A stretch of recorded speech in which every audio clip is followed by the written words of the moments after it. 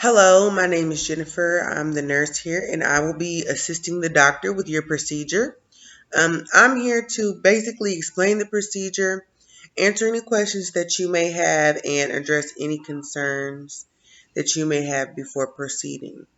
The Mohs surgery is the most effective treatment for basal cell carcinoma, and basal cell carcinoma is the most common type of cancer.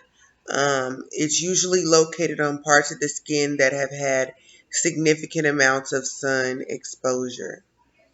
The goal of this surgery is to do the least amount of damage to the surrounding healthy tissue um, while removing as much of the skin cancer as possible.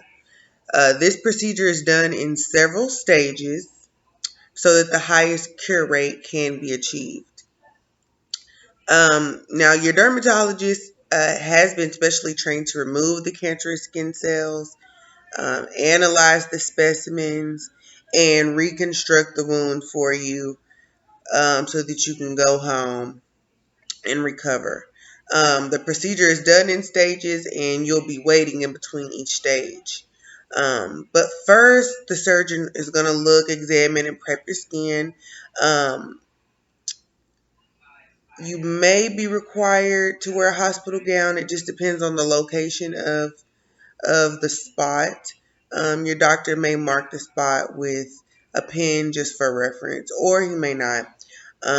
Once you're positioned correctly, we may put a surgical drape over you, and then we're going to give you a local anesthetic so that the procedure is a lot more comfortable for you.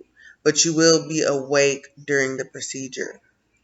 Um, After that, the doctor will use a scalpel to remove the visible cancerous cells, the layer of skin there, and then he'll bandage you back up and go basically look at that under the microscope and analyze it for remaining cancerous cells. And so he'll continue that process and repeat that process until there are no more cancerous cells detected.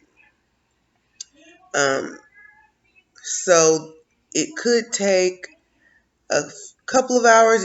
Could take several hours. So you've got to be prepared because it really depends on how many times the surgeon is going to have to repeat that process.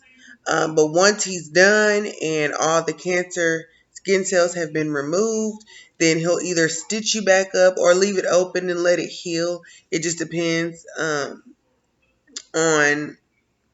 what he thinks after he's completed the procedure.